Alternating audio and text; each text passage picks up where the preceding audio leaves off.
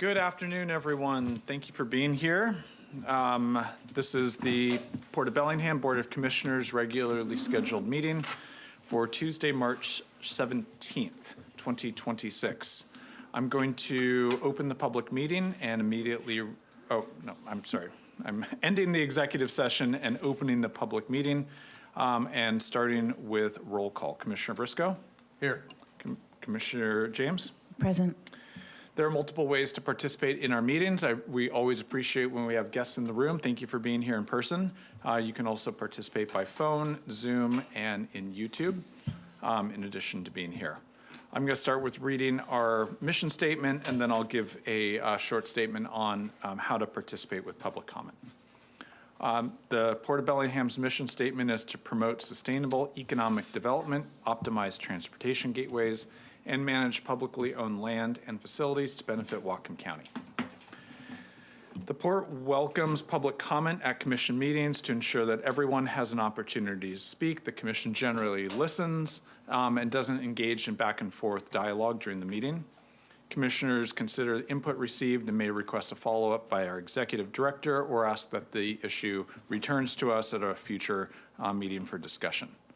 There are 2 public comment periods during each regular Commission meeting, one at 4 p.m. and the other at the end of our regularly scheduled business. The public comment periods may be limited to 15 minutes in total, and speakers are asked to keep their remarks to 3 minutes or less. And I believe we have, similar to baseball, we have a pitch clock timer now. You know, we're trying to be with the times. And so there is going to be a, on the board, a clock that counts down so speakers can see as they're approaching that 3 minute. And if comments go past the 3 minute, the Commission will ask you to wrap up, okay? Written comments are, of course, also welcome. All right. So we have a couple people signed up on our list.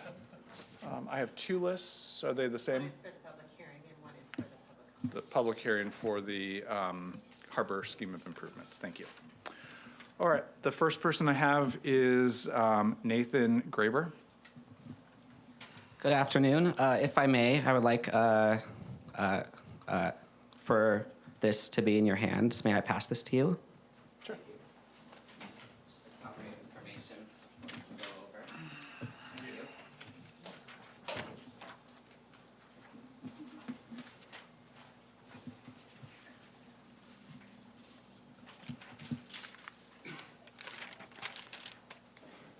Good afternoon, Commissioners. My name, as you know, is Nathan Gerber, pilot at local to Bellingham, KBLA, student pilot. Earlier this year, I asked for I think it's sorry, have a bit of a stutter,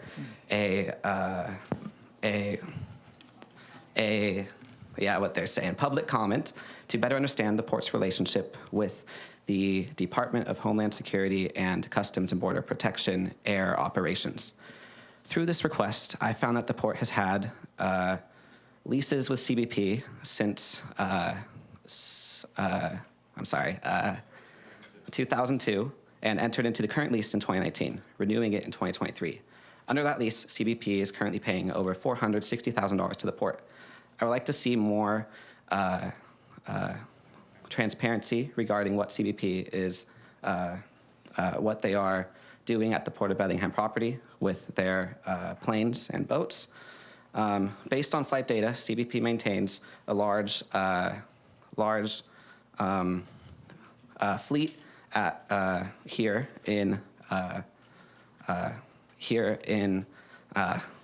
Whatcom County.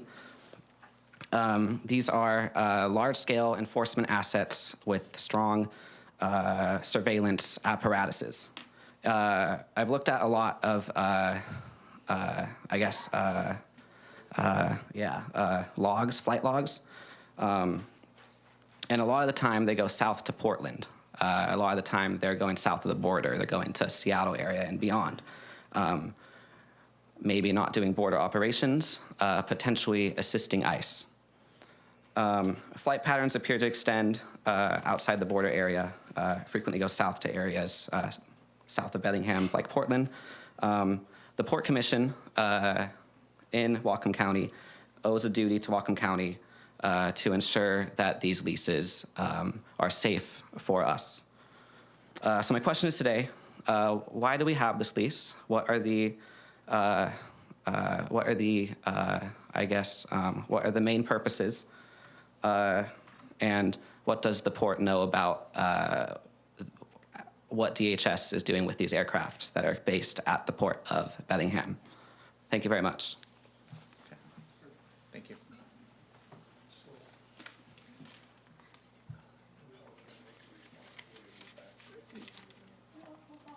Follow up. Do you want to make a general statement about what CBP does at our airport? Yeah, well, we can have Matt step up, but let's hold on this if this is a whole bunch of comments, and then we can comment at the end and let public comment happen. And what I anticipate is we'll need to do a follow-up presentation to the commission, because not responding to public comment in the moment, but giving us a chance to put some information together and invite you all back to hear what that information is. Okay. Good afternoon. My name is Susan Thurn, and I'm a resident of Bellingham. And I have concerns if ICE detainees are being transferred from port facilities to Tacoma. And also if people are being detained with only an administrative warrant and are denied due process locally, if this is an activity that our port commissioners support. And lastly, that the Port of Bellingham mission statement is to manage and publicly owned land and facilities to the benefit of Whatcom County. And I'm wondering, how do you see ICE activities from port facilities benefiting Whatcom County? Thank you. Okay. All right, next person on my list is Diana Powell. Hello, I'm Diana Powell, as you just said. I live in Whatcom County. I was curious to know, are there any restrictions on how DHS uses these facilities? Okay. All right, thank you. Next person on my list is Brooks Anderson.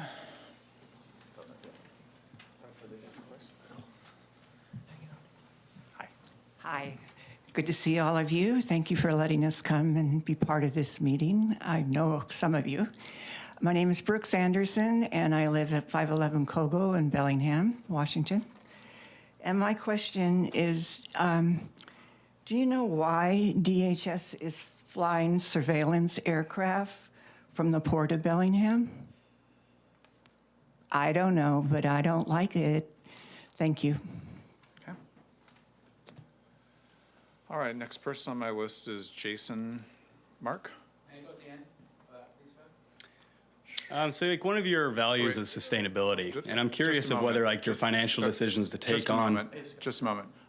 Next person on my list was Jason Mark. You mind if I go after these ones? Okay, and so the person after that is Dan Tucker on my list. I'm just gonna run down my list, and then we will also provide an opportunity for anybody not on my list to also provide comments. We're as a group and all on the list, but ended up in a different order than we planned to be. Do you mind if we just proceed through that order? We'll be very quick with our questions. Okay, we'll go with it, sure. Just state your name before you start, Ben. I'm Seth Kelly, and I'm a Whatcom resident. And I'm just, you said one of your values is sustainability, and I'm curious how having, say, like I don't even have to get off the freeway to go to an ICE facility where they are keeping residents. And these are very politically controversial things going on and not sustainable. And I'm wondering if this goes along with your vision for sustainable economic decisions.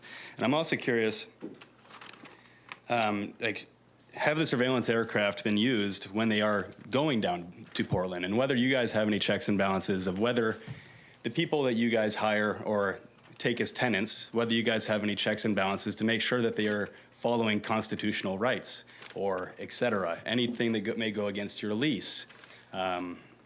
And does the Port of Bellingham guarantee that operations based at these leased facilities are constitutional? It's just to rephrase my question.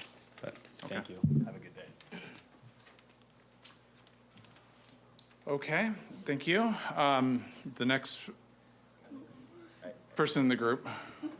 I'm the next person in Okay. the group. Hi, my name's Kendall Nedley, and I live in Bellingham in the Puget neighborhood. I was just wondering kind of more on the economic side of things, as that was part of the mission statement, just if this space is being leased at like a fair market value, and if there are other lessees potentially lined up who would like the space, is it subsidized? Just kind of wanting a more robust view of how it's economically managed. Thank you. Okay.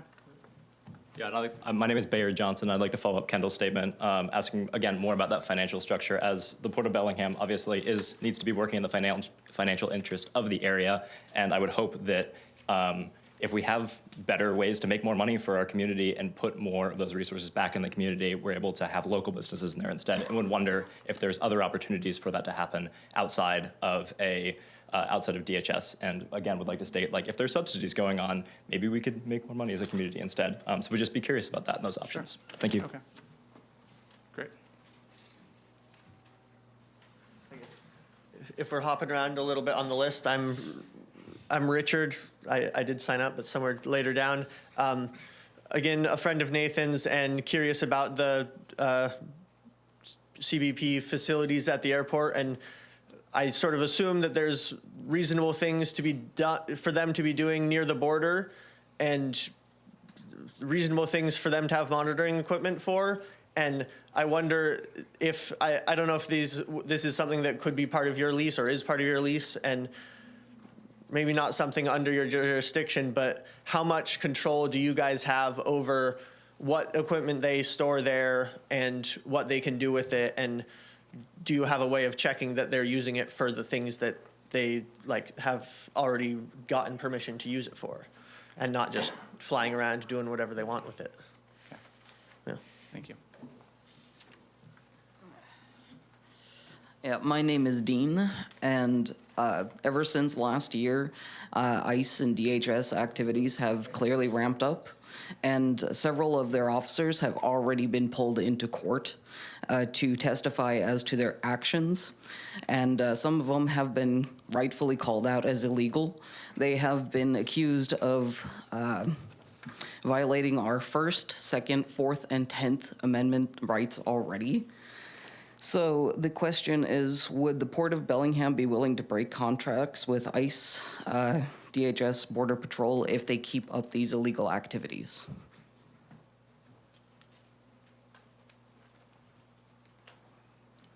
I'm sorry, are we following the list or not? Or just go? We're letting the Okay, the well, here I am. group complete Okay. their comments My on name this is one Kenneth topic. Lloyd.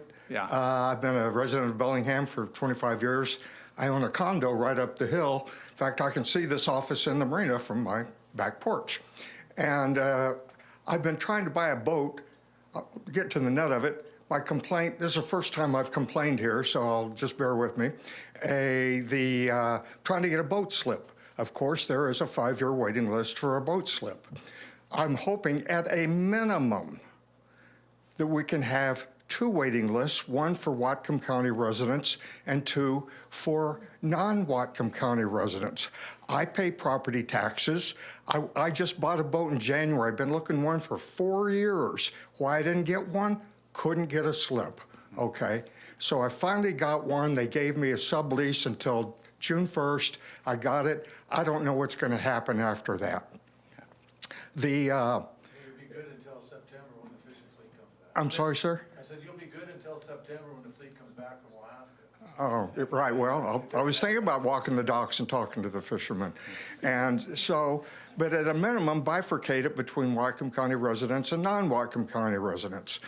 In fact, I was talking to a gentleman yesterday. In fact, he's the harbor master down at Skagit. He's been on a waiting list for 5 years. He's moved from 150 to 30, I think.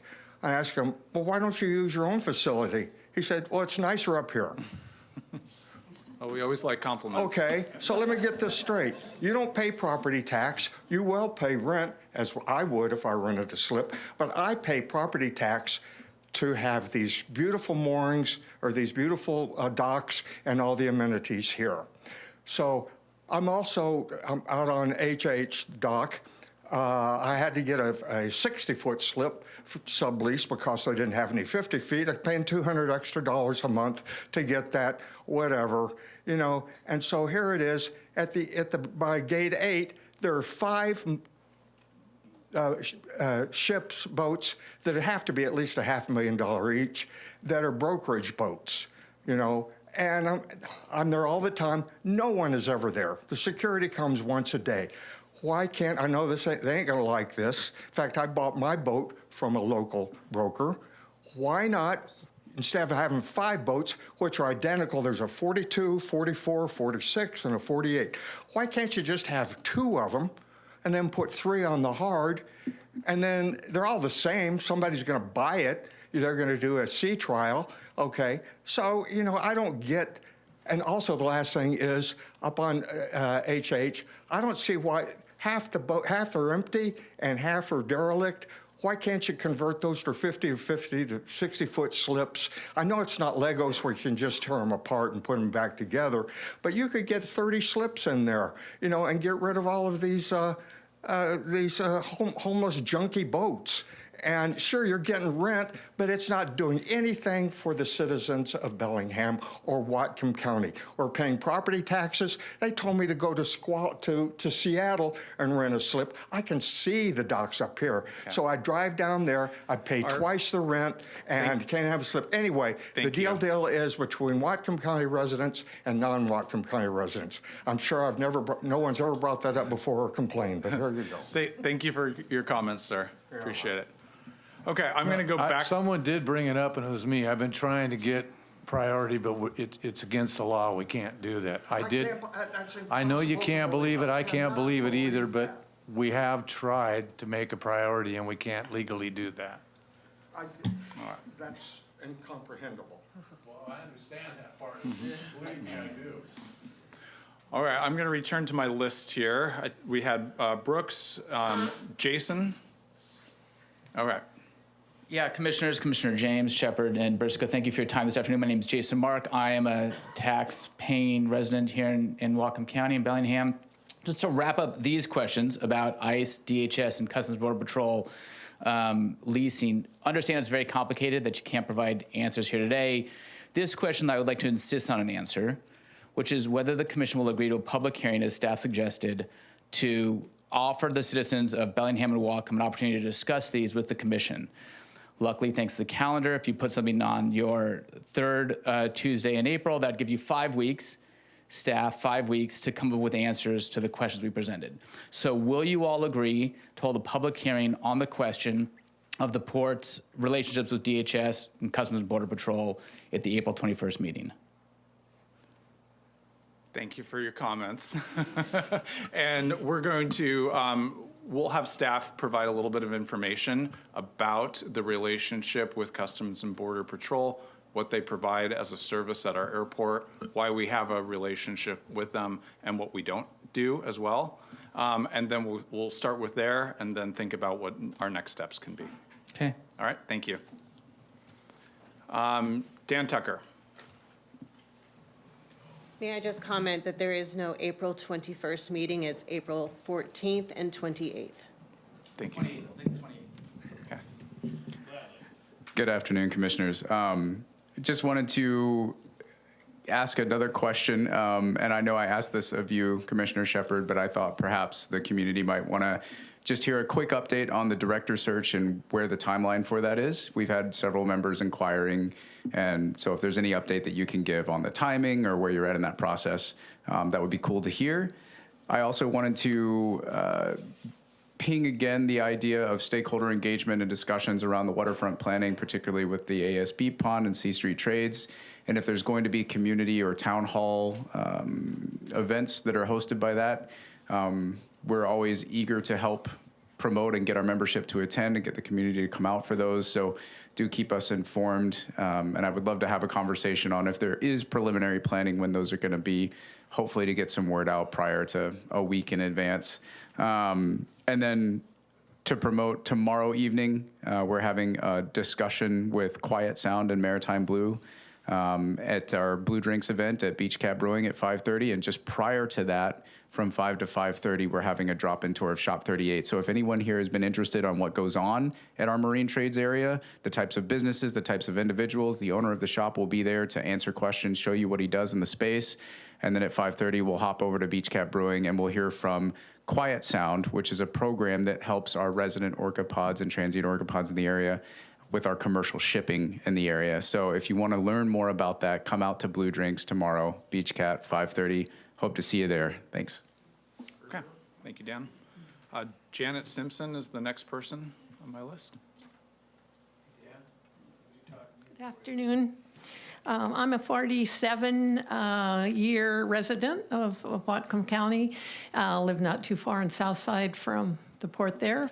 And I was really glad that you guys start off with your mission statement because I think it's always good, and I just like to always remind you guys what that is. And for me, that the last part of it, which is to manage land and facilities to benefit Whatcom County, is always essential. And over the years, I've seen there's been a continual back and forth between that element and the financial element. And so I just like to give my support, and I think a lot of people's, for that latter part. Immigrants are a major part of our culture. Obviously, our economy also. Run into people all the time who don't feel safe coming down here from Canada. People, even Canadians here, who think I may have to leave.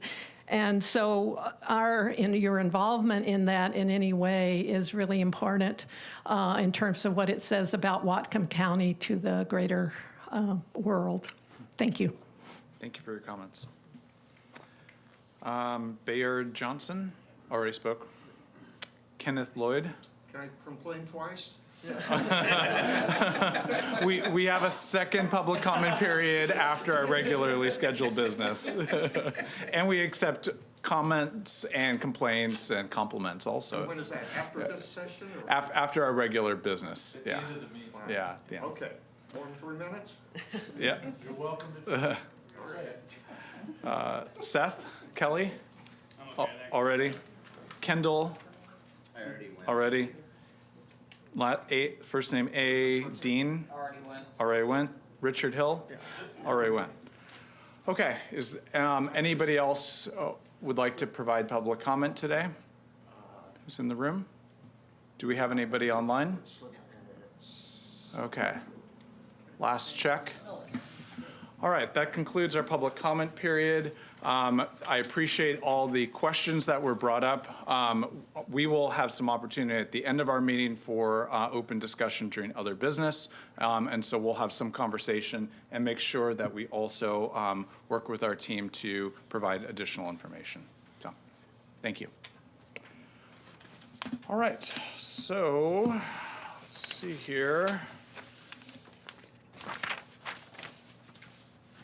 We're on to our first order of business is a new hire introduction. New hires first. Hello, commissioners. My name is Barry Arps. I work for the Port of Bellingham in the maintenance department. We have 2 new hires that we recently, they've been with for us about a week now. Matthew Billinger. Matthew has about 2 years of experience in construction. Plumbing and HVAC disciplines. He also previously worked at Harvard Sales for a couple of years, so he has a little bit of mechanical background as well. By the way, both these guys couldn't make it tonight, so I'm just speaking on their behalf. And then our other employees, Luke Melton. Luke brings over 10 years of experience in construction and carpentry, so he's going to be a really big asset to our department. He's worked in several different construction companies over the years and has built a strong skill set that would be a great addition to our facilities team. I'm super excited to have him in our group, and so yeah, that's our introduction to our 2 team members. If I could chime in just real quick on that. Thanks, Barry. Yeah, I think that's the facilities. Facilities They're joining the division. facilities team, which is now a team of 10. I have 10. I believe. Yes. Yeah. And so just a congratulations to you and to Alex Hildreth for building that team up so that our folks we're able to do some additional in-house work with some of those capital investments. So we're getting there, and congratulations to that team. It's a lot of people management, and welcome to Luke and Matthew, which I was like, we're hiring people out of the Bible, I think, That's right. when I met them last week. So anyway, welcome to them, and congratulations to you guys. Great. Thanks, Tiffany. Thank you. Thanks, and welcome to the team. Yep, and we'd like to see more in-house stuff done. All right. Moving on to our consent agenda. Motion to approve consent agenda items A through F. Okay, questions or comments? Commissioner James? I'm good. Nope. Okay. Commissioner Briscoe? I have none as well. Okay. I didn't have any other questions as well, so we'll go ahead and vote. Motion to approve consent agenda items A through F. Commissioner James? Yes. Commissioner Briscoe? Yes. Commissioner Shepard is also yes, carries 3-0. I might say, just for the folks that are here for the meeting, maybe for the first time, the consent agenda stuff we get early on when we get this, so most of us, we all ask questions if we have questions. That's why we very seldom ask questions about the consent agenda unless we think the public needs an explanation for something in particular. But we do our homework before the meeting. Thank you. I have one more comment, I'm sorry. Go ahead. I neglected to thank HR for doing all the recruiting and getting those candidates, so thanks to that team as well. All right. Okay, so next I'm going to, we have some business for our comprehensive scheme of harbor improvements, and so we have a procedural process where we're going to recess the public meeting and open a public hearing on the 2026 update to the comprehensive scheme of harbor improvement plan. With this process, we will have both a public comment period and then a presentation from staff and then some opportunity for questions and comments from the commission. Should I start with the public comment? It's the first item. Okay. I have one person signed up for public comment for the hearing on the comprehensive scheme of harbor improvements. For those of you who don't know, this is our planning document that we use for how we manage port lands and all of our facilities on those port lands. And so we have a requirement from the state to manage a process for planning use of those properties and communicating that to the public on a yearly basis. And so this is that opportunity. And we have one person signed up for a comment. I'll start with Captain Ryan Davis, and then I'll see if anybody else would like to provide comments. Afternoon, commissioners. Basically, I'm very thankful for, as a side public comment, being worked with the lease department for my vessels down at the Fairhaven Ship Terminal, but also, So public comment is for the Sea Ship in regards to what y'all have released, which I'm very thankful for. Going through it and checking into it for Sea Ship for Fairhaven, there's only one for a 2008 report, but there was I didn't see any updates that references the previous update for the Fairhaven Shipyard's Sea Ship that would have been released November of last year for 2025. So it's kind of curious where that is, how we can get it, if that's, I tried looking, I apologize for that. Otherwise, I was kind of curious if the commissioners are open to just a little bit more granularity in terms of how that work is being done and propagated, and term updates in terms of the cleanup for both the in-water and if there's any kind of talk once the cleanup is done for the Fairhaven Shipyard, if we'll be propagating into that. So thank you for your time. Okay. All right. Anybody else wish to provide comments specific to our comprehensive scheme of harbor improvements? Okay. We will move into the staff presentation next, and then our other regularly scheduled business. Good afternoon, commissioners. And happy St. Patrick's Day. My name is Tara Satushek, and I am planner in the Environmental and Planning Services here with the Port of Bellingham. We are here today for a public hearing on the proposed 2026 update on the Comprehensive Scheme of Harbor Improvements Plan, which is often referred to as CSHIP for brevity. I will provide a brief overview of the purpose of the CSHIP, the proposed amendments, public process, and the next steps prior to the public hearing. I did this assuming that this would be ahead of the public hearing, so I apologize. Tara, is this your first time presenting at Commission? Yes, it is my first time presenting with the Port of Bellingham. Well, welcome, and you guys will remember that Greg McHenry used to do this, and he's since retired, so yes. Thanks for being here. Thank you. And Greg did a fantastic job with the CSHIP. He made it a very interactive story map. What has been published online has been a red line version of that, so it's easy to track changes. But yeah, he did a fantastic job, so I'm happy to backfill. So the purpose, the CSHIP is mandated by state law and is considered a Keystone Port document, as it provides an opportunity for the public to learn about the port's intentions to expend public monies on capital improvements. I would like to note that capital improvements are adopted with the annual strategic budget, and the CSHIP adopts those projects by reference. State law, RCW 53-2010, as shown on the screen here, requires capital projects to be in an adopted CSHIP, Comprehensive Scheme of Harbor Improvements, before expending funds on capital projects. So in order to do the work, it has to be adopted by the plan, although the budget does identify the projects. 2026 updates to the CSHIP. These updates, minor in scale, include updating the reference strategic budget to this year's 2026 budget adopted in November of 2025, noting changes in property ownership, including the Chestnut Avenue waterfront skate park transaction with the City of Bellingham that occurred late last year, and additionally miscellaneous text and embedded link updates, so fixing anything that's broken and just some minor edits. Public comment period. State law, RCW 53-2010, as shown on the previous slide above, requires a public hearing be held prior to adopting the Comprehensive Scheme of Harbor Improvements, and that public noticing must be published for a public hearing once a week for 2 consecutive weeks. This public hearing was published in the Bellingham Herald on March 3rd and March 10th, as well as the Port Planning Documents webpage listed at the bottom of this slide. A public written comment period was additionally provided, open from Monday, March 3rd to Monday, March 16th, and advertised along with the public notice hearing. 1 written comment was submitted and will be provided with the staff action memo. Additionally, this update is considered a legislative non-project action and requires a State Environmental Policy Act determination review, often referred to as SEPA. A SEPA determination of non-significance was issued on March 9th, with the comment period open until Monday, March 23rd.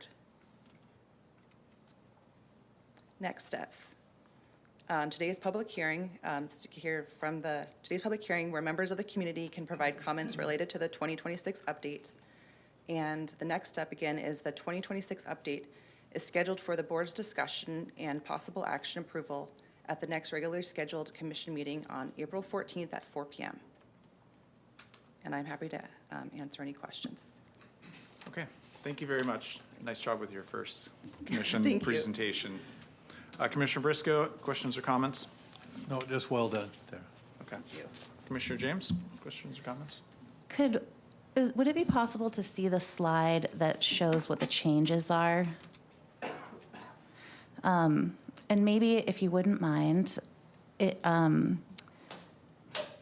is this typical of an annual update? We're just incorporating new projects from the budget? Correct. And then just, names, links, updates. There's no larger strategy that needs to be woven in beyond what's approved in the budget. Correct. Okay. Yeah. So ports across the state are required to have a CSHIP document, and some do it every 10 years or 5 years, and it rolls with their annual budget. And the Port of Bellingham has done it annually, as the budget is adopted every year.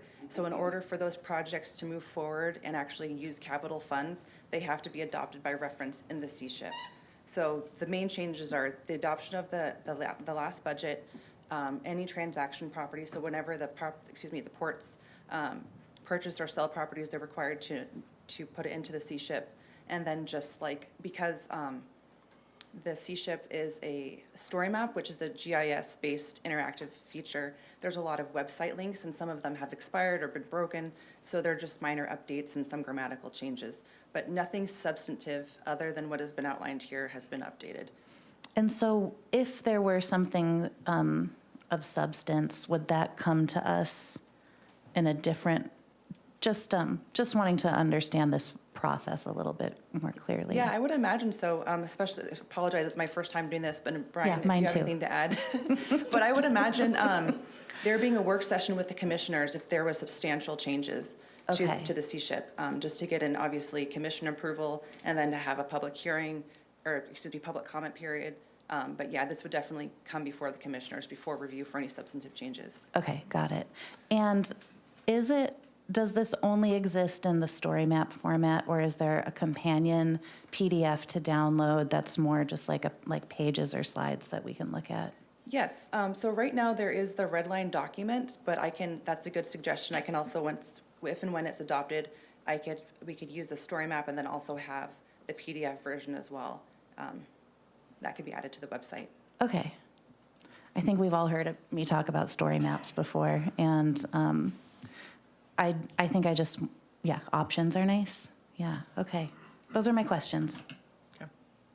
I don't know if staff's prepared today, but maybe in future times, when we see this again, I think it would be nice to see the story map. It's pretty visual. It's easy to get around with the feature. And I think it's always good to just demonstrate to the public what this document looks like and how they can interact with it. I'm happy to bring it up if that's okay, or. Sure, why don't you just show us? I think it's nice to be able to sorry. have the visual. Oh, well, now we've got timers. She's got 3 minutes. Yeah, you got 3 minutes. Is there a way for me to? But I think, an example of like a use change of the ASB pond from originally an intention for a marina to something that is a marine trades workspace. That would be a major like change of a port facility and would entail a being described and demonstrated in that comprehensive scheme. Yeah. And then if I just go here. Land use changes and our ability to catalog those changes. Exactly. And if we can't get to this today, you could do it at the presentation on April 14th and maybe show it at that point in time. Okay. But is it on our website right here? Yes. So this is the current story map that's referred to. So as you can see, it's not necessarily a PDF or a Word document, but it's an interactive way of explaining the C-SHIP. And over here on the top is where you can jump to the goals and budget, public priorities, and scroll through different things that have been adopted by the commission as well. The C-SHIP really pulls together previously adopted actions that the port has done into kind of a nice one-stop shop format. But yeah, Greg McHenry did a fantastic job on this. So I would encourage anybody, if you have not had an opportunity to look at the C-SHIP, I know what the port is doing, I would recommend visiting this. Yeah. And I would guess we had probably at some point, and Brian might be able to answer, a request to get away from a static document. So we went to a story map. So we understand that there are multiple preferences for people to consume information. It's true, and I'm in sort of a deep learning phase of port work, and so I appreciate the visuals of this, but it's a lot of scrolling where, so that's why options would be nice. Yeah, but it's a nice, I think it's meant to be a community-focused document where members of the public can come and find out about different aspects of the organization and what is being worked on currently, how the budget and goals intersect with the capital projects, and really just the range of different aspects of the organization. Yeah. It is, people come to it, they get a specific thing they want to look at. They don't want to scroll through everything to find it, so the book works quite easily. Okay. Okay, very good. Let's see, I asked both of you for questions and comments. I shared my own, so I think we've gotten all the things on our list. Tiffany, do you have anything to add to this process today? I don't, thank you. Okay. Well, then I'm going to close the public hearing reconvene the regular commission meeting, and we will hear again about the comprehensive scheme of harbor improvements at our next regularly scheduled meeting. All right, we have our first action item. Motion to authorize the interim executive director to sign a memorandum of understanding with the Washington Public Ports Association to serve on the Manufacturing Industrial Base Coalition Steering Committee. Well, good evening, Commissioners. Mike Hogan, Public Affairs Administrator. Happy St. Patrick's Day. And it's no trick. My presentation is going to make you all very, very upset today, so apologies in advance. But first, I'm going to make you happy. So we talk a lot about how important marine trades is to our economy. We know well over 5% of our workforce has jobs created or supported by marine trades. Commissioner Briscoe, you probably know best when you bring your boat in and buy fuel and supplies and hire your crew and get ice and sell your fish and get your engines worked on, just the ripple effect that has on our economy, and that's terrific. The picture here is a project that I was super proud to work on, and that was when we built All-American Marine, their facility. As you know, they were previously located in Fairhaven, and they were looking for new space. They were actually going to move out of state to South Carolina. The port came through and did everything we could to keep them here. We relocated them from Fairhaven to the downtown waterfront, located on a contaminated site, worked with the Department of Ecology to build that facility, gave them room to expand. We modified our boat launch to launch their vessels. We structured the contract to make it to make it work for them. We got EDI funds from the county. Basically, we did everything we could to keep that work from going out of state, which will be a theme in my presentation we'll get back to later. And this isn't the only project that the port's working on. When we think about what's going on from north to south and how the port's supporting maritime infrastructure, up in Blaine, we have $13 million in our budget committed this year to support the transition of contaminated property into a do-it-yourself boat yard with cleanup, with new travel lift piers. We just did a federal grant application for a commercial fueling station, Commissioner Briscoe, so that'll be a big transition up in Blaine that we're looking forward to. When we go down south to Fairhaven, we have two major initiatives. We just finished a $8.5 million upland cleanup at the former Fairhaven shipyard property. It'll give us an opportunity for 100+ jobs in that property. When we look at Fairhaven Marine Industrial Park, that facility supports about 150 jobs. We're in the middle of a $7+ million project to address sea level rise, to add new stormwater infrastructure, sewer infrastructure, prepare a new pad for redevelopment and support those jobs at that facility. When we look at the central waterfront, you know, we probably could and should spend a lot more time talking about each of these, but you know, the ASB, we just had an all-day planning session on the future of Whatcom's County's maritime infrastructure and the opportunities at that facility. We talk a lot about the Bellingham Shipping Terminal, the largest capital project that the port's ever undertaken, $50+ million with rail and stormwater infrastructure and docks and all the improvements at the shipping terminal, which includes local, state, federal funding. You know, it takes a village. We look at a project I've been working on for over 10 years to improve the truck route at Meridian Birchwood. That intersection's rated as an F, which means it's failing. So as our waterfront industries are trying to take their goods from down on the waterfront or the shipping terminal up to the interstate, you know, we want it to be a smooth transition. So happy to report that that project is moving forward with the city of Bellingham. And then the I&J waterway. You know, we're just finishing a $23 million project to the I&J waterway, cleaning up historic contamination. You've seen the cranes out on the waterfront, new docks and bulkheads at that facility, all to support our working waterfront. So a lot of great work going on. And why are we doing all this? Because we have firsthand experience seeing when our maritime industries are given a fair playing field, when they're given the right infrastructure, it creates these amazing jobs for Whatcom County. And it's not just the infrastructure, you know, it's all the initiatives that we're also, and these are just a few of them. I had the opportunity to take in the Buoyant Beginnings program and the Working Waterfront Coalitions program, to take a group of folks interested in joining the marine trades workforce and show them all the great work that's being done. And, it just makes you proud to live in Whatcom County and to do all we can to support our working waterfront. And that's why it's such a gut punch when we hear that, that the new Washington State ferries are going to be built in Florida. And, yes, I did check, and Florida is the farthest state away from Washington. So, the question is why and how could that happen? Well, there's $350 million reasons probably. And in fairness to the governor, it was tough when the contract landed on his desk. There wasn't much he could have done, but there was a lot that could have happened before the contract landed on his desk. And so, I think there was a reason only one shipyard in Washington bid on that project.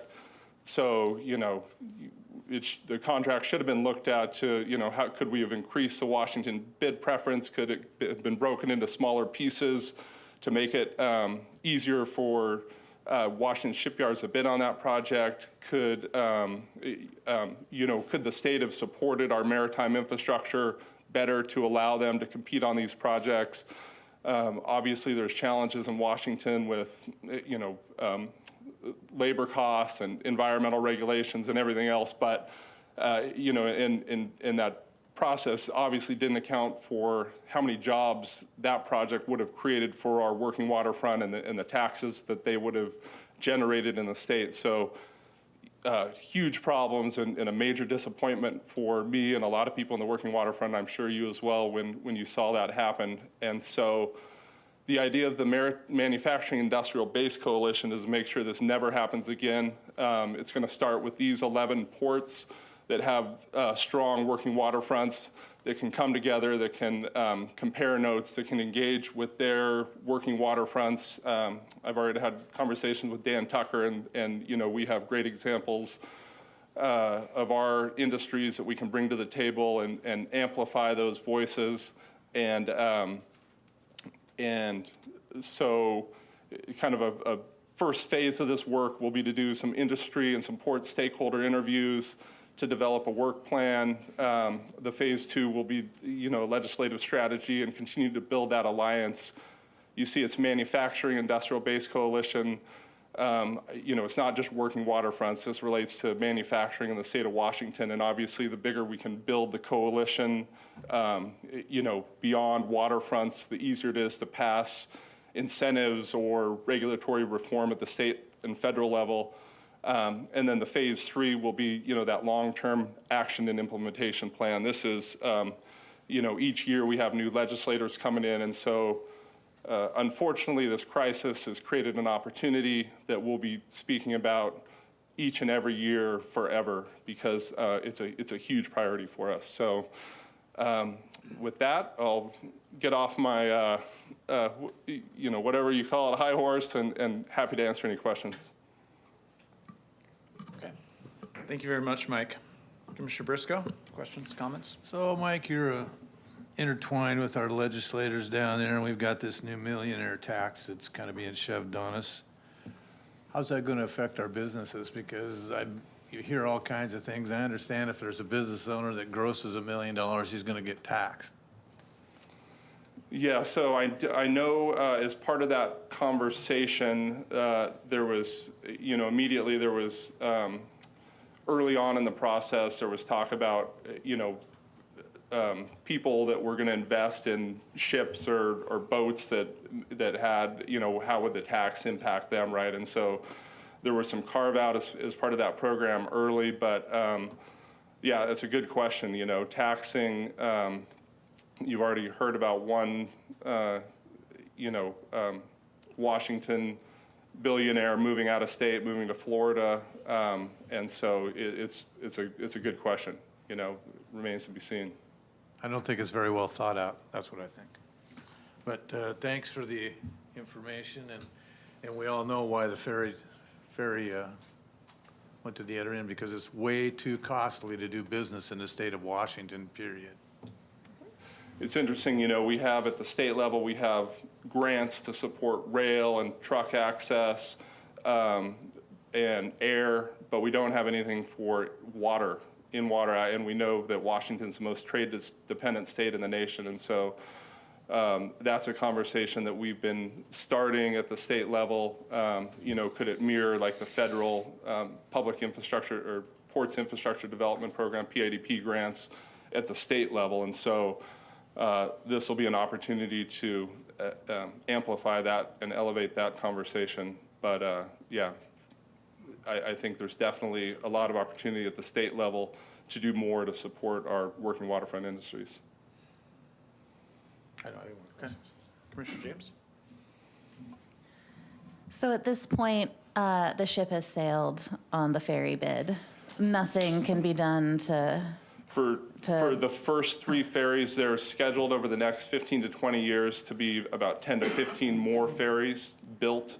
So for these first 3 ferries, no, but I think priority number 1 for this manufacturing industrial base coalition is to make sure this does not happen again, and every future ferry is built in the state of Washington. And then, a lot of other action items will come out of this. But yes, that contract's been awarded. Okay, but there are future ferries that this is hoping to keep that business local to Washington State. Correct. And so once Tiffany signs this, do we need like members to step up to be part of this committee specific? Like, is there more that we can be doing? Yeah, so the Washington Public Ports Association will convene this stakeholder group, and then Port of Seattle's actually invested in the first phase of work and supporting it for the entire work group. And so that, the first step will be to bring a consultant on board to start doing the port and industry interviews and kind of the first phase of work. Mm-hmm. And do you feel, one thing that's been interesting for me going to WPPA is learning that our neighbor ports in some instances are our competitors. So is this an opportunity to create, just some team building for Washington State ports to work together on these types of projects instead of competing with one another? Yeah, I think 100%. Nichols Brothers Shipyard in Whidbey Island was the only shipyard that bid on this project. And so, Dan Tucker and I had an initial conversation, geez, maybe you could break this into smaller pieces. I think there's a lot of creative ways to think about that. But when you think about this, $750 million worth of work or $1 billion worth of work, there's a big ripple effect throughout the state. So, a rising tide floats all boats. So, I think there's naturally going to be some competitiveness among the different industries, but keeping these huge contracts in state is really a no-brainer. Mm-hmm. I think this absolutely offers an opportunity for us to sit at the table with all of the rest of them. This week, in fact, I was sitting in a meeting with WashDOT, who's doing some freight planning, and Port of Anacortes was also there, and we're always sharing that information. And Port of Anacortes is very grateful for us that we've got the piles in the waterway right now that's from Manson that they're working on because they don't have a place to labor those. So we definitely work together, I think, to the benefit of everyone. Okay, and could you go back to the slide that it had the picture of Florida on it? Yeah. Mm-hmm. I was just wanting to make sure I understand if we have a sense of like what went wrong here. Yeah, so it depends who you ask. So they asked Nichols Brothers, why their bid was substantially higher than Eastern Shipyard in Florida. And they mentioned a couple things. They mentioned the state mandated the prevailing wage for labor costs, that there was apprenticeship programs and different programs that were required as part of the contract that added to their bid costs. And then they mentioned the B&O tax that increased as part of all contributed to that bid. But I think this manufacturing industrial base coalition will really give us a chance to do a thorough analysis and thorough review and really dig into it. Great. But there's the answer is it's a much bigger story than that, right? And so a lot of these things we know, but I think it creates. I always say in every crisis there's an opportunity, so it gives you that headline to go in, and when you meet with the legislators at the state level to say, hey, this hit everybody really hard, and we have this huge coalition now, right? You know, we have ports, we have our industries, we have across the state, we're lined up, and you don't want to be associated with this headlines, and here's what we need to do to help to address it. So it really gives us the wind in our sails to make those tough choices that we need to do to address this at the state level. So in theory, the next time bids open up for a project like this with this committee in place, we will already be ready. Well, I think we'll have already engaged with the people that are working on those bids, and you know, and the legislatures will be more engaged in the process that are appropriating the funds to do those projects. So, yeah, it won't. You know, these were the first 3 ferries that were being built, you know, under this new, you know, under the new transportation funding, and I think it caught everybody unaware. So, we won't be caught unaware again. Okay, thank you. And I'm not prepared to speak very intelligently about the B&O tax and the new law that went into it. But I think there is some forgiveness of B&O tax in that millionaires bill. So, but I'll get you more information for businesses making under a certain amount. So I wonder if that would impact this. But I don't have the answer, but I'll get back to you. Okay, very good. Do we have an idea of the kind of incentives that the state of Florida provided for this? Do we know if, you know, there's often incentive, you know, you were just talking about incentives that Washington State could provide. Do we have an idea if the state of Florida or other local municipalities incentivized this project to go where it did? Yeah, I don't, but that's a great question, because, you know, you need to know what other states are doing as well, right?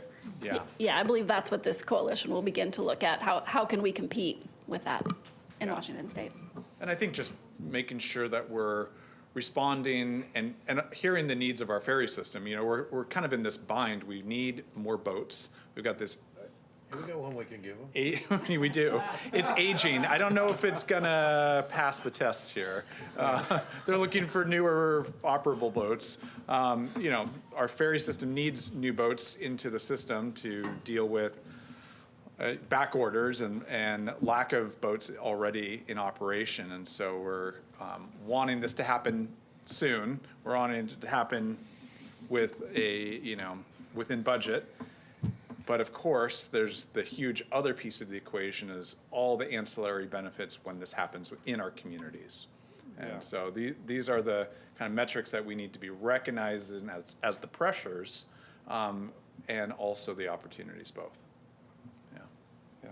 And I do know that there was some changes to the contracting process under the last governor when they went to the hybrid ferry. Yeah. But, you know, when I look at Corvus and All-American Marine building those types of vessels, we certainly have the capacity and technology and workforce in our state to build those types of vessels. So it's just, it's a bit of a gut punch, unfortunately. So yeah, I think it would also be useful for us to have a more strategic understanding of where the shipyards are that are of scale to do this work, both for us to be able to think about how we can outreach when we have property available that they may use as a satellite or a home base, and also just for us to strategically know where these operations are located, their size capacity, what they can do, and what they need to expand. I mean, that's kind of, we're almost asking for the same work that our economic development team does for economic development work here,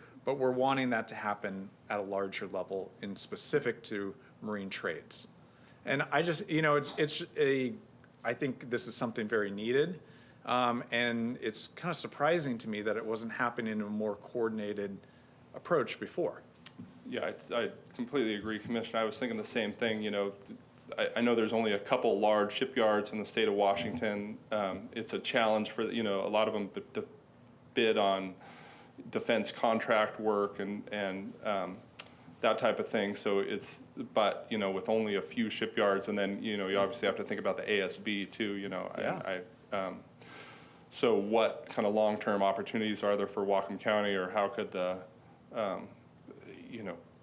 thinking about different creative thinking when you're thinking about this, and So I think this Manufacturing Industrial Base Coalition presents a really good opportunity to take a look at what and why and where and how.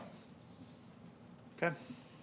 Any other questions or comments? I did have one, but modular construction fits into, you can build a hull somewhere and move it on to the next stage at a different shipyard, so on and so forth, and I don't know that they're looking into that. Sometimes you can build a lot of parts upland somewhere and.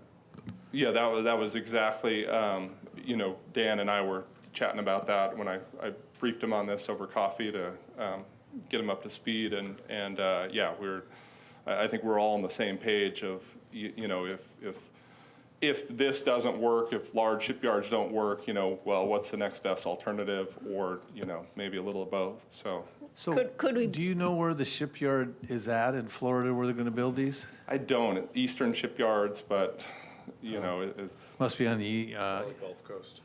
Yeah, the thing, if I was the governor sitting there, I'd be looking at the weather factors down there, the storm systems. You get a ferry about half complete or 2/3 complete, it comes along and it disappears and parts of it disappear, and it's like, I don't know that the risk is, I don't know if the risk was a thought process there.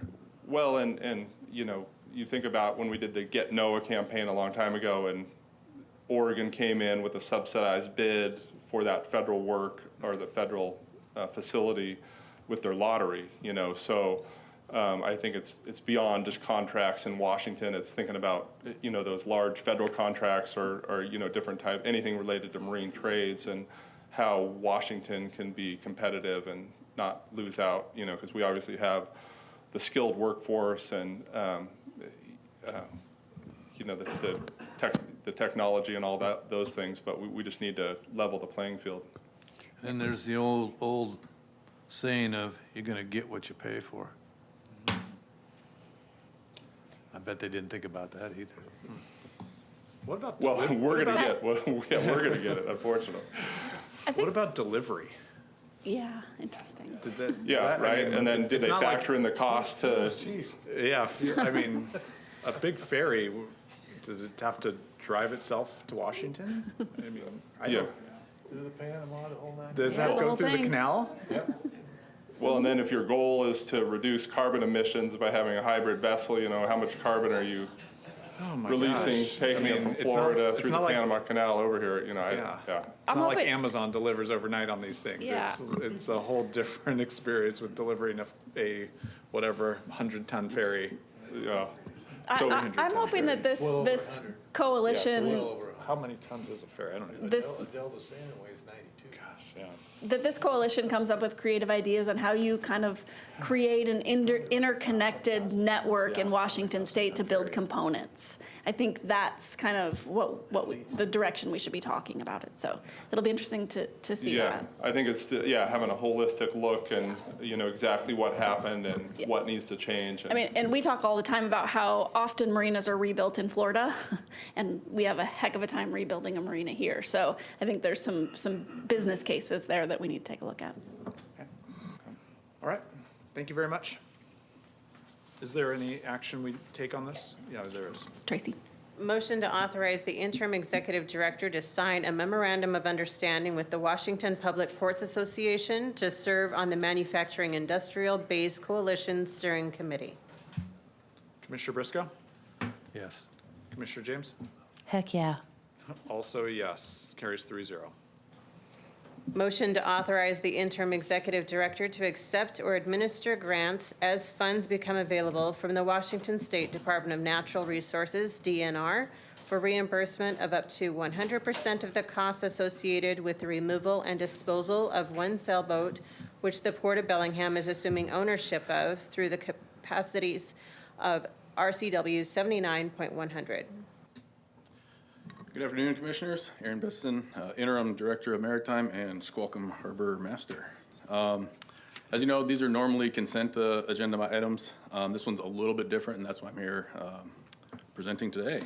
Last Friday, the port contracted with a local dive and salvage company to remove this 30-foot sailboat from the breakwall on the bay side of our outer harbor. An emergency was declared to remove the vessel before weather became an issue and to minimize the damage being done to the vessel and the environment. Port procurement policy requires that we notify the commission of entering into a service contract in excess of $10,000. That's why this is an action item instead of a consent item. We will be seeking reimbursement of 100% from the Department of Natural Resources derelict vessel program as soon as the vessel is disposed of. And this will also serve to authorize the interim executive director to accept those funds when they become available. Any questions? Commissioners, we did it under an emergency because of the weather that was coming in last week. So rather than letting it roll around on the breakwater or somewhere else, we did it, and we're notifying you per the 1106 today with this action. Okay, very good. Questions or comments? Commissioner James? No? Nope. Commissioner Briscoe? Well, I got some comments about how the DNR operates, and we end up with these on our breakwater all the time. So, and Aaron or Tiffany, correct me if I'm wrong, but these buoys aren't to be moored at over here year-round. They're supposed to be off of them when what's the date? Correct. I think it's October 15th. Yeah, October 15th, they're not supposed to be tied up over there. So DNR is not policing. They're not doing their job. And they're ending up on our breakwater, and they're ending up spending the taxpayers' dollars. Everybody that's sitting here, Department of Natural Resources, is using your tax dollars to reimburse us to have this boat crunched up when it wasn't supposed to be over there in the first place. And I'm starting to have a real indigestion with this. And, it's great that they've got this fund to take care of it. It helps us. I mean, that's all well and good. But maybe they should do their policing. And if they don't want to do it, maybe they should turn it over to the Port of Bellingham to police inside of the Bellingham Bay Area on the buoys that are not supposed to be moored on this time of the year. Because what are we getting at? 4 or 5 of these a year? This year, we're at about 11. It's higher than normal, but yeah. Yeah. So they're doing their job getting us money, digging in everybody's pockets, but they're not doing their job preventing this from happening. The enforcement piece. Enforcement piece of their job. And I think as a commission, we need to write a letter, do something here to say, hey, if you don't want to do your job policing and keeping these buoys and keeping these vessels off of our beaches, they end up over in the flats over there where we don't have to deal with it, but somebody has to, and it's quite expensive. They need to do their job, or they need to hire somebody to do it, or they need to turn it over to us and let us police it.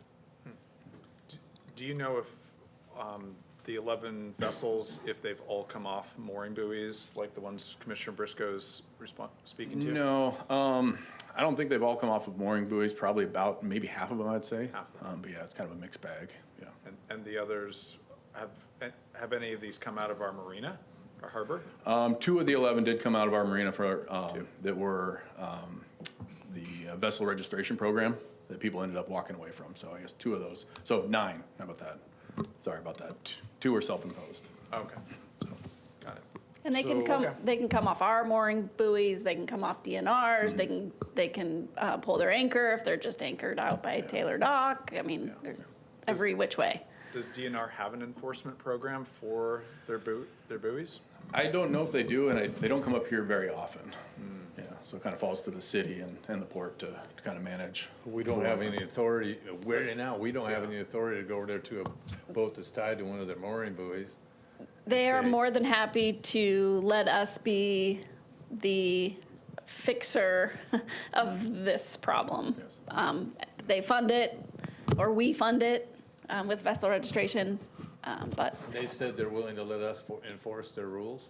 Well, they let us take care of the ones that go awry. Yeah. Oh, yeah, right. Yeah. They let the taxpayers pay for it. Okay. Well, it sounds like some more work to do Yeah. with getting some clarity on, what opportunity do we have for greater level of enforcement if there are vessels that appear to be unsafe or incorrectly moored or outside of season. Yeah, and this is worth a conversation for Mike to have from a legislative standpoint, and then for all of us to have at WPPA with other ports as well. So we're giving direction to have this looked at then? I think we should. It sounds like something that's come up enough times. And I mean, these can be hazards. Yeah. Both for the marine environment and just for other watercraft and our own infrastructure. I mean, I mean, this is a solid breakwater, but it could be hitting on other things that can take more damage. And then they're drifting around out there with no lights on in the middle of the night of the storm. It's just not safe. They got Yeah. something to run into. And Yeah. port It's staff it's just a took one bad off the deal. beach down at FMIP earlier this afternoon. Yeah, so- we have another one. today. So, this has become such a problem that actually the city's reached out, and we're gonna get together and kind of form a group of, pool our resources, I guess, of who we know, so. Okay. We're doing that tomorrow, so. yeah. The way we've been operating, sometimes it's on city property, sometimes it's port property, sometimes it's DNR property. But everybody calls the port if there's a boat involved. And so Aaron's team and Andy's team have kind of taken the responsibility, but it's great that the city is now going to sit at the table with us and have some discussion. So we'll do a little bit more work. Maybe we can be the enforcement on the water, and when we throw it on the land, the city gets to handle it. Never know. Yeah. Well, we'll keep working on it. Okay. But I think. Thank you. Motion to authorize the interim executive director to accept or administer grants as funds become available from the Washington State Department of Natural Resources for reimbursement of up to 100% of the costs associated with the removal and disposal of one sailboat which the Port of Bellingham is assuming ownership of through the capacities of RCW 79.100. Commissioner Briscoe? Yes. Commissioner James? Yes. I'm a yes as well. That completes our action items for the day. We have one presentation, Bellingham Beach Club, Terry Elahi. Terry Star Beach Club? Yeah, it sounds tropical. Got palm trees and everything. That photo looks tropical. Good afternoon, Commissioners. Terry Lahi, Property Manager. I want to take a few moments today to introduce you to the concept of Bellingham Beach Club and the Watercraft Adventure Center. I just want to introduce Tim Niemer and Phil Midler, who are the owners, operators of this concept.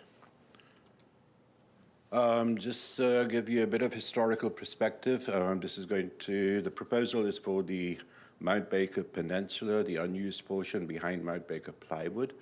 I have a historical picture there when Mount Baker Plywood was operating the full site with all the industries there and the current conditions.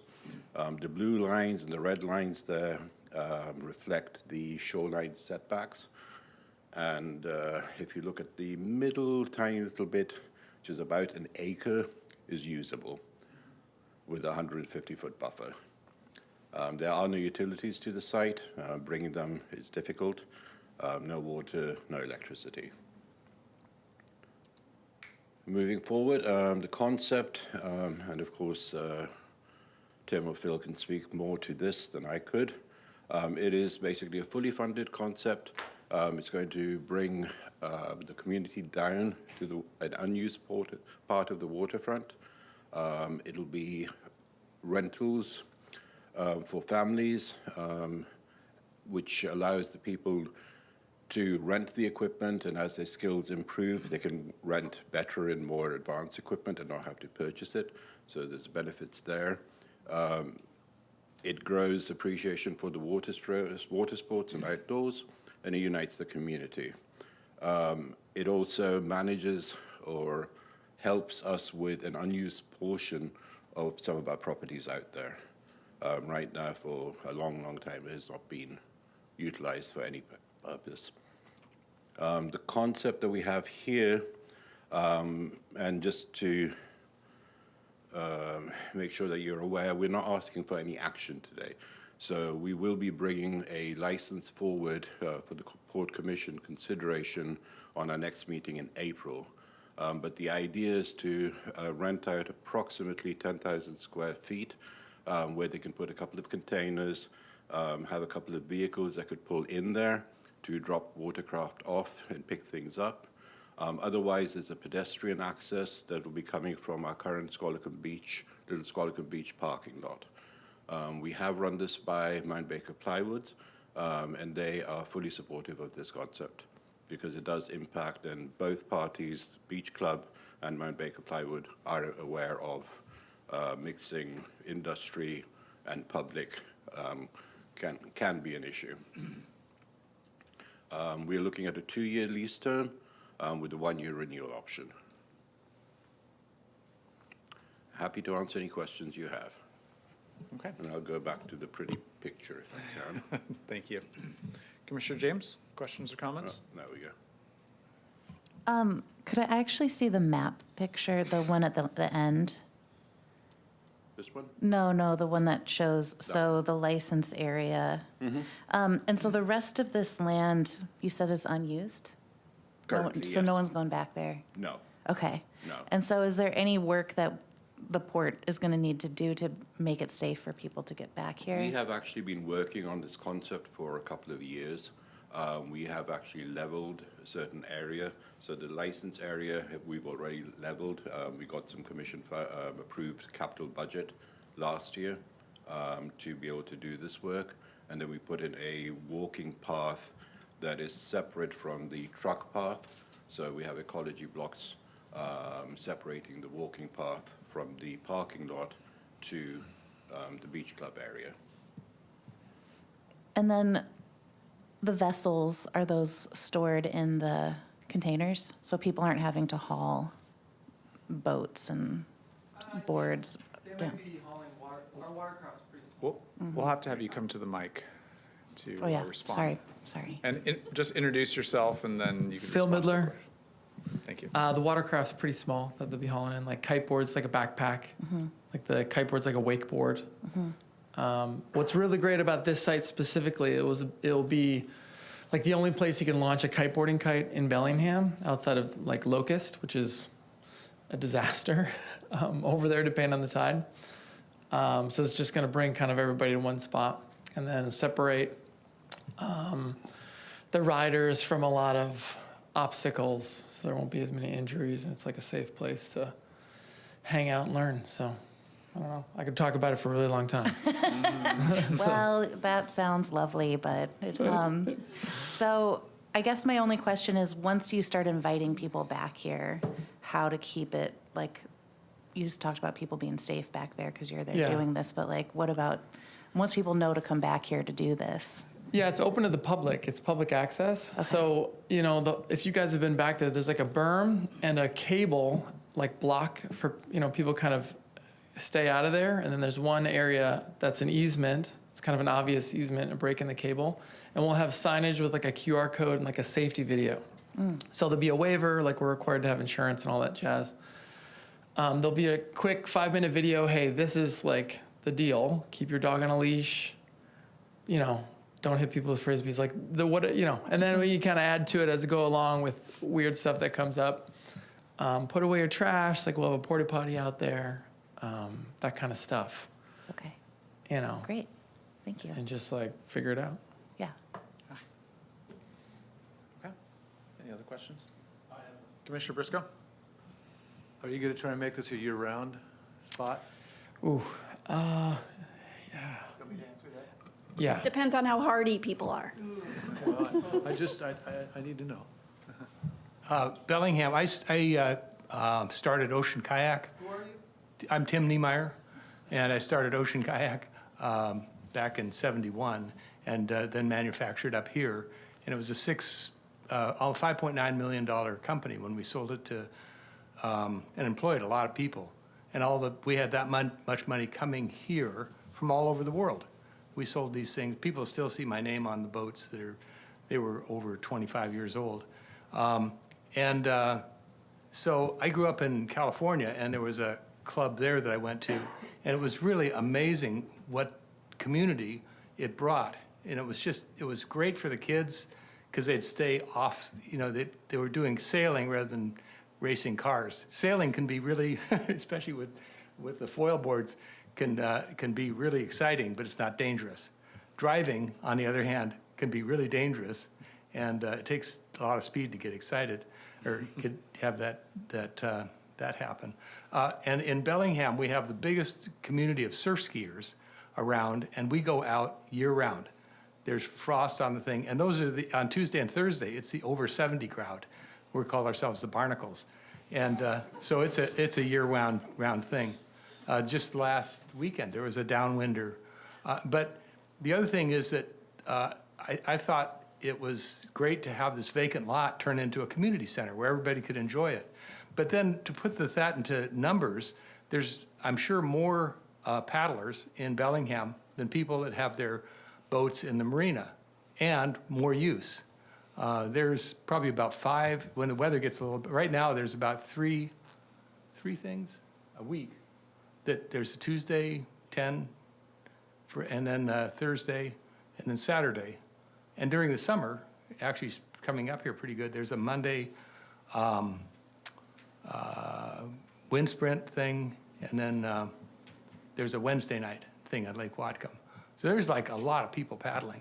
And the what this has done to the in the world is that there was a youth paddling deal, and it was 8 to 18, and this one kid started there. I'm sorry, I get kind of emotional about this, but I saw him at the Olympics. So in that much time, we've sent somebody from here to the Olympics. And there was another gal that she was, out of 800 people in a race, she was 3rd. So we're really making, international, deal. And there's a lot of young paddlers that are getting into it. So it's, also I wanted to mention that recreation compared to you think, well, it couldn't be as big as fishing or anything. But recreation, as of a few years ago, I haven't checked lately, was bigger than tech, and that includes Microsoft. So it's a big, big business. And I think it's kind of, since it's you aren't Microsoft, but there's a lot of small companies that make up a huge, big, it employs a lot of people. And so it's a way of supporting that. So. Okay, very good. And, Thank you. and also it gives more parking. We'll have more access to the water. Right now, the beaches, like Marine Park, is just about maxed out because there's a lot of cold water immersion people and the foil boarders. Yeah. So anyway, thank you. Thank you. Terry, a couple of questions. Could you back to the other map, please? Yeah, there we go. So,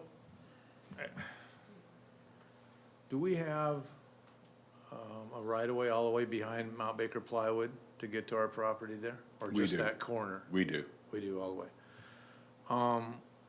And you have a number of paddlers, and paddlers are your kayaks and paddle boards and. And the wind stuff. Right. So why would you put it on that other side of the piece of property? Why wouldn't you put it where the log ramp is? It's got a nice ramp, and your paddlers can get in and out of the water there, and you've got a nicer beach on the east side. But, and your predominant winds here is southeast, and it's brutal over on that corner. I can So I'm speak trying to figure out why we're over there with something like this. I can speak to that, Commissioner. Okay. That was more of an operational concern than anything else. They had originally proposed coming in on the other side of Mount Baker Plywood, between Gaston Bay Building and Mount Baker Plywood. And that is a very tight space with doors of people coming out of the facility and going to the parking lot. Right. So it's safer to have the beach club move to the Well, it's opposite safer side. for the cars and the people, but I don't know about the boats and the surfers. I don't know that. The water users. I wouldn't want it on the other corner over there, and I've been here my whole life. But you can easily walk across that site to get and launch from there. I mean, both sides, they're going to have exclusivity of the whole site, so they can launch from either So side. they could take their boats over to the log pond Yes. launch? Oh, yes. You just have to carry over there. Yes, they definitely can.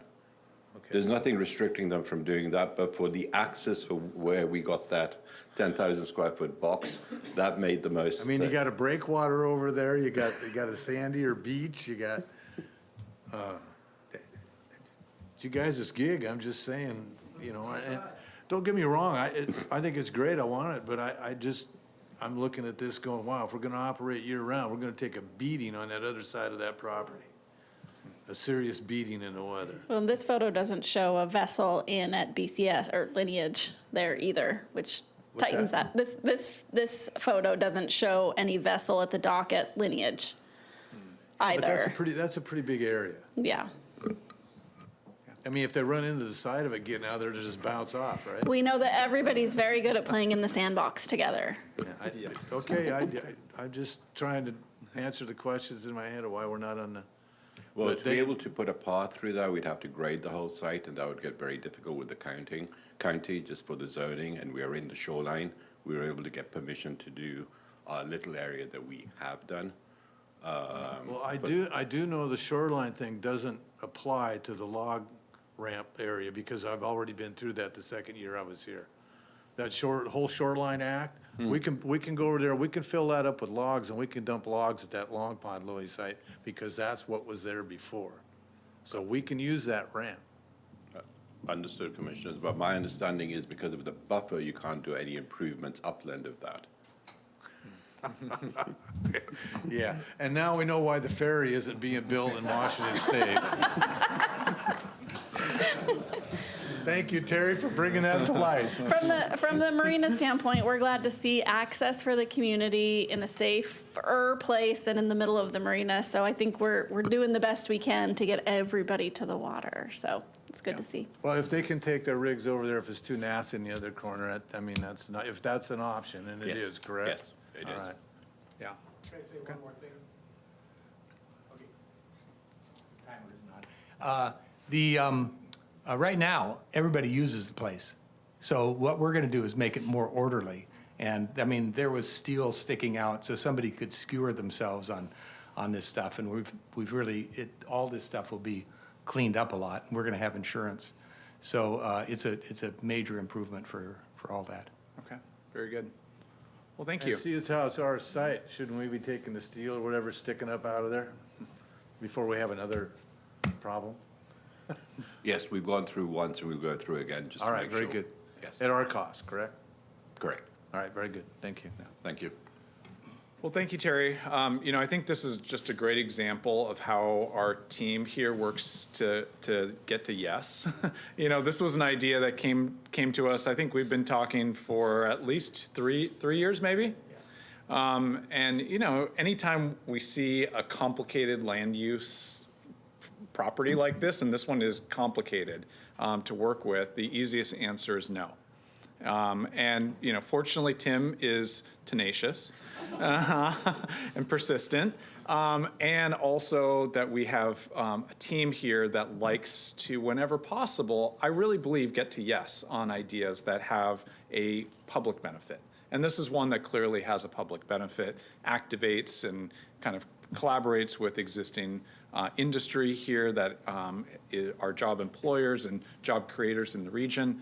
And are just going to continue to make our waterfront accessible to the community. So I really appreciate all the kind of creative work staff has done within the confines that we have to work with. We see them right here, those confines that we're working with, and I think we did a nice job of getting to yes. So we'll see how it works, and if we can continue to be creative and improve along the way, we'll keep thinking about that.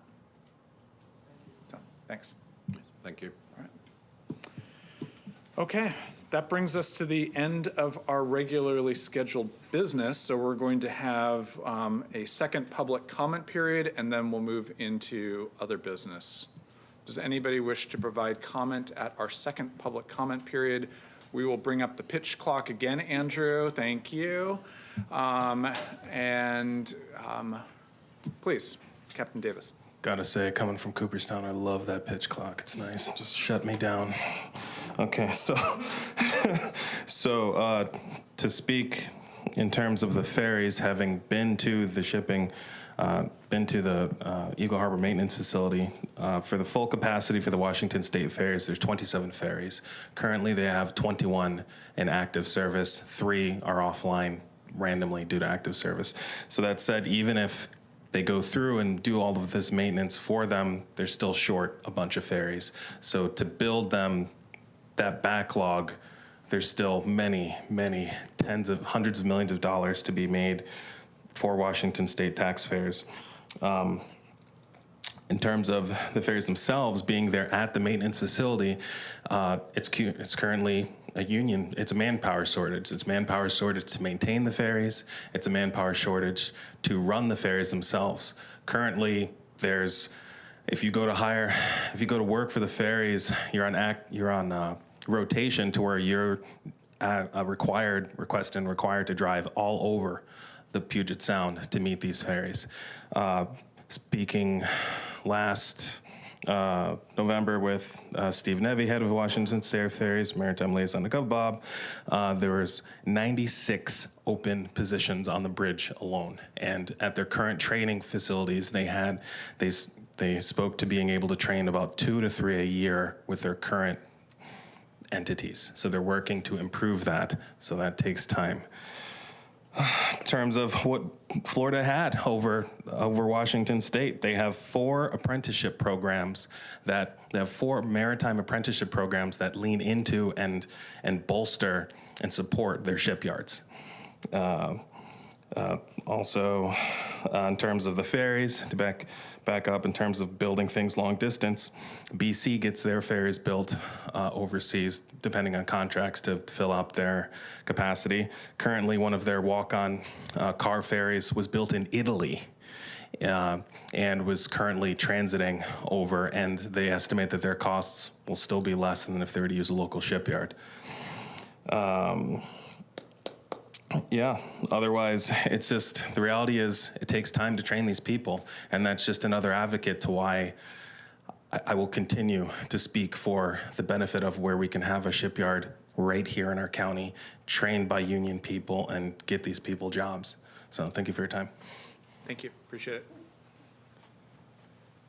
Mr. Tucker. Oh, mister. Holy cow. So I just wanted, my name is Dan Tucker, working Waterfront Coalition. I did want to mention, you talked about the income tax. We did fight, and I think we won a carve out for capital construction funds. So when in particular fishermen or other folks that are putting into that capital construction fund, they will not be taxed as was original to the bill when it was first introduced. So I don't know if that impacts your... They were going to tax-free, a government tax-free fund? It was an oversight, but we got them to recognize that. So I don't know if that speaks to your concern, but I wanted to share that tidbit that came out of our discussions in the session this year.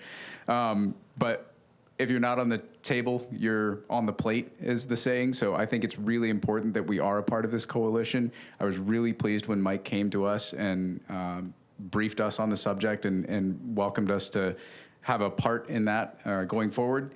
The loss of capacity for building ships here is not just a Whatcom problem, it's a state and regional problem. And we have the potential to build a new system of how we construct these larger vessels in state that makes use of the facilities that we have, particularly the facilities we have left.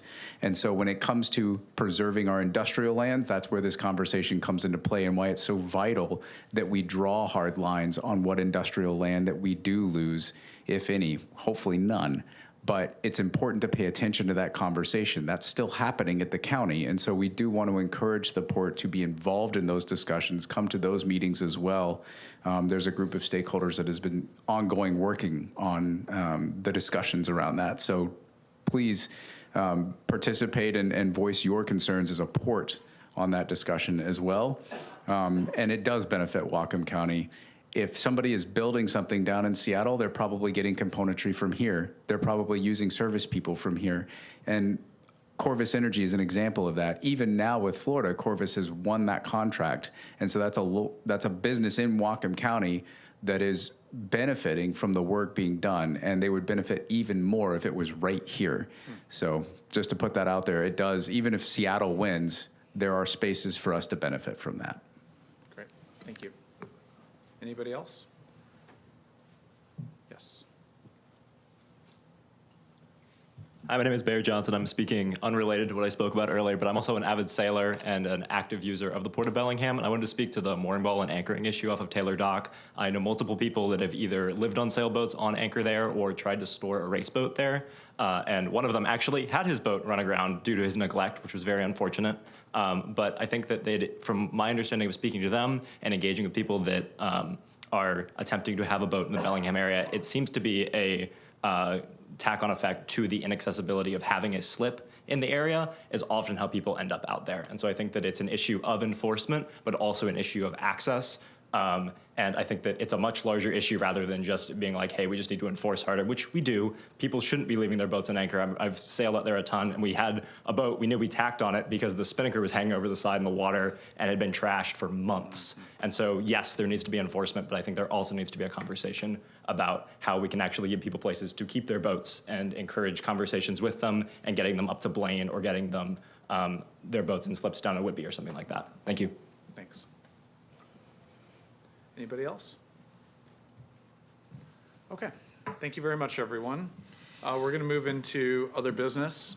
I'd like to, our guests have been very patient sitting through our meeting. Tiffany, would it be okay if Matt comes up and gives us a little bit of an explanation of how the airport operates and how Customs and Border Patrol utilize the airport space? Just a little bit of context on our relationship. Yes, my name is Matt Rodriguez. I'm Director of Aviation here at Bellingham International Airport, and bear with me, just getting over this stupid cold, so my voice hasn't come back. So Customs and Border Protection, we're a port of entry, right? So we have just adjacent to the airport, we have CBP operating. They're there to receive, international flights that are private, process those individuals through the port of entry. And then in terms of the Homeland Security side for DHS, they're the Air and Marine Division, right? So we're not privy to any missions that they run. We don't get any kind of, flight logs or what their purpose is. They're operating underneath, the federal government. They work with law enforcement. They do a lot of different things out there. As far as their involvement with ICE, again, we're not privy to understanding if that is what they're doing, if they're supporting those missions. We just don't have that knowledge. Okay. All right. And so they've been a long-term tenant at the airport, and we have to have Customs and Border Protection at our airport to be able to process international flights because we are an international airport situated on an international border. That's correct. Yeah. Yes. Okay. Well, we are going to do a little bit of staff work and continue to find out a bit more information and try and provide that to some of the group. We've got some contact information, and I really appreciate you coming. For me, I'll just speak personally. I want members of our community to feel safe, and we're seeing that there is an opportunity for all governments to participate in making sure that we keep community members safe. We operate a federal airport, and we have to operate within the, if the military wants to land at our airport, they can land at our airport. We don't have opportunities to restrict airport use by the federal government, and so we have to continue to work with our partners there and understanding that there are a lot of community concerns about how ICE has been operating both here and across the country. Yeah, thanks for that, Commissioner. And I also want to thank the community members for coming in and really stating your questions clearly. So we'll take a look back. We've jotted down. We'll look back at the video. We'll get a presentation together. Matt is traveling for the next couple weeks to Air Service Development conferences, but we'll get something together to address the questions that we certainly can that you brought forward. Thanks for bringing those forward in an organized way. So I understand, Commissioner Shepard, that yes, we're an international airport. You've got some requirements. The public records request showed mostly TSA contracts. No one's saying there shouldn't be TSA officials at the airport. It's not a question of Customs and Border Patrol. It is, as Matt just said, the Air and Marine Patrol Division. Those are I really focus the staff's response on that lease.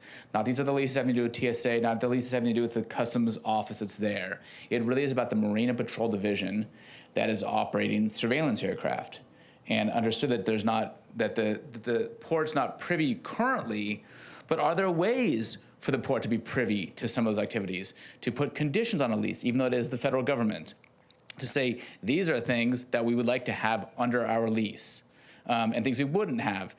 The lease is not going to expire until, my understanding is December of 2027. That gives this body plenty of time to think about what conditions it would put on any extension of that lease when it comes due. Thank you. So I'll just hone it in that. We're not talking about TSA, we're not talking about customs, we're talking about the Air and Marine Patrol Division. I need to have some clarity on that. We've got people in the Marine Division. Can you speak into your microphone out here? Stop, vessels that aren't supposed to be coming across from coming across. And you've got aircraft that also fly that border and surveillance because it's a large area and you can't just patrol it with a boat. Sure. So what is the problem with that? I don't quite understand this. I get the ICE thing. Sure. Okay, everybody's up in arms about this, but you need to understand something. We need border protection in this country. And now you want us to have them or tell them that they have to tell us exactly what they're doing all the time or they can't have a lease. Is that what you're asking us to do? So I think you make a good point. If these flights were flying back and forth across the 49th parallel, there wouldn't be concern. But at least according to the flight tracker that our friend here who is a pilot found, these flights are going down south, beyond Tacoma, down practically the Oregon border. That's a different function. That's not patrolling the border. Last time I checked, the border doesn't run north-south. The border runs east-west. No, flights aren't going east-west. If they were flying out to the Okanagan and back and they were going over the islands, that makes some sense. So but to have flights that are going back and forth down over Seattle.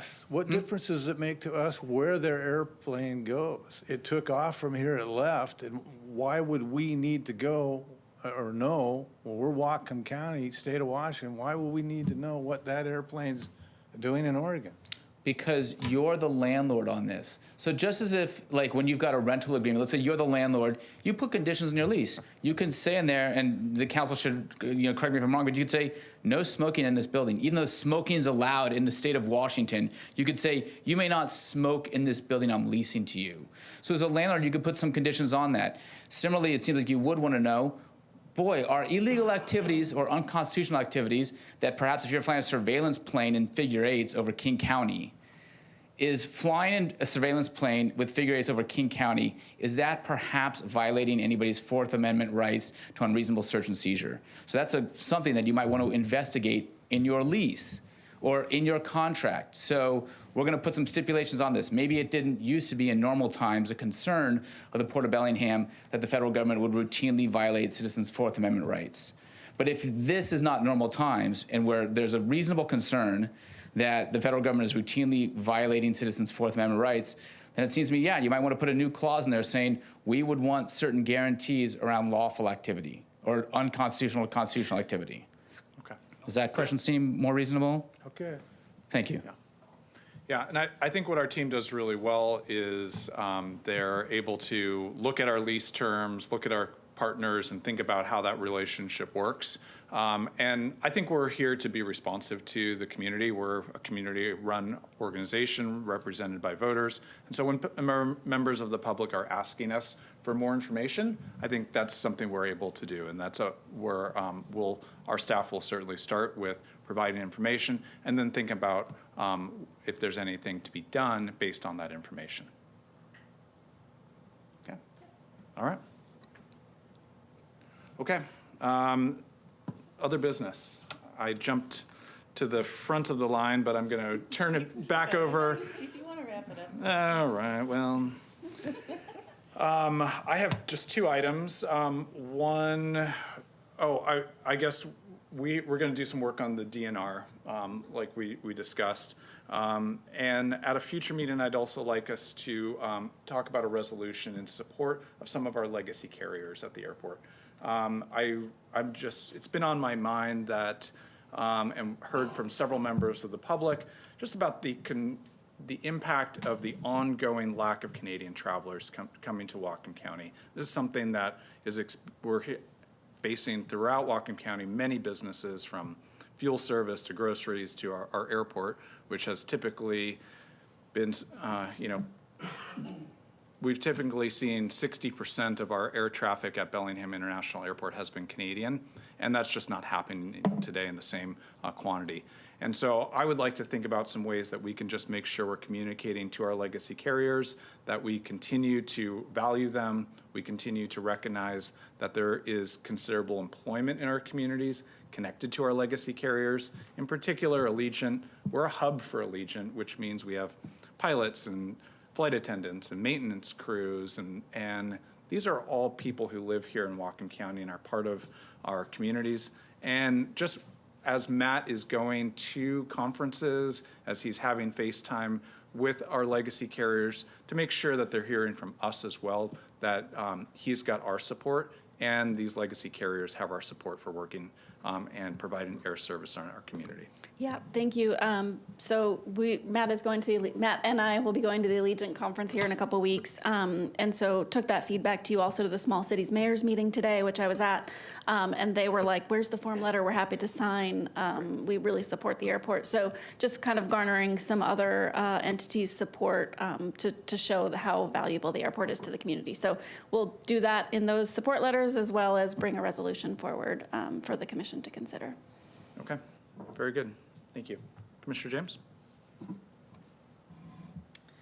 Just a couple things. Also very grateful for the community comment at this meeting. Just really appreciate folks taking time out of their busy life to come and share their concerns with us. This is our port, and so I understand, feeling, especially right now, wanting to do anything with, grasping for any level of control, democratic oversight to fight against what we're feeling might be illegal activity or, at the worst and maybe at best, activities that don't align with our community values. So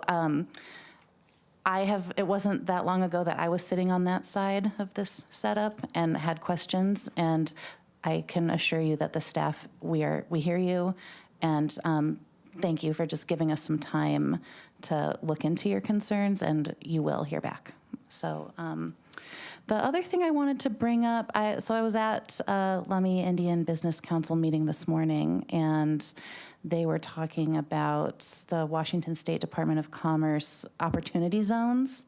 And this isn't a program that I've heard come up here, and I don't see Tyler or Economic Development He has here. jury duty today. Okay, yeah. So, the deadline is coming up, and I'm just wondering if anyone can tell me if the port has a role to play in activating these opportunity zones. Is this already work that's happening? I see Commissioner Shepard shaking his head. I don't have a lot of background on it, but happy to get it from Tyler. I think the applications are open April 1st through, it's only like a month. Okay. And so I just want to make sure that it's on our radar and that, because I do see Whatcom County has a couple locations on the map. Okay. Yeah, I believe the Waterfront District is an opportunity zone. Okay. Okay. And so I'm pretty sure we know that? have the, Brian's saying yeah. yeah, right? Do you need us to direct you to do anything in this? 2 years or 3 years it's been on? Yeah, maybe. Yeah, excuse me. Brian Gowan, Director of Environmental Planning. It is an opportunity zone on the federal opportunity zones. I'm not familiar with the state, so I would think we need to get together with Tyler and see what we need to do there. But that is along with Samish, the Samish Urban Village as well. So we'll get back on that. But if there's something we need to do, we can definitely. I think we can probably at least keep it going the way it was. But it may be a good discussion here. Would be a head nod if you want us to continue to pursue that. But I don't think we need any specific action. Okay. Yeah, I think opportunity zones allow economic development incentives. That's what I broadly understand. We had that for the build-up mooring in that, wasn't it? Yeah, I think so. We'll get more information. Thank you. Thank you for bringing that back Yes. to us. Commissioner Briscoe? No items today? All right, very good. Wait, just I do. Sorry. I wanted to just mention for everybody, thank you for bearing with us with, I'm not a baseball fan, but with our shot clock, I am a basketball fan. Thank you as we begin to sort of tighten things up as we get ready for 5 commissioners, just making sure that we're allowing everybody their time to speak in an organized manner. So thanks for bearing with us as we kind of implement some of those new things. And then Dan, thanks for bringing up the comp plan amendments with the county. We are working closely with them. Tyler and I have been meeting with council members and we'll spoke again at the small cities. So we're closely tracking that as well. That's it. All right. Any other items? Okay, we are adjourned.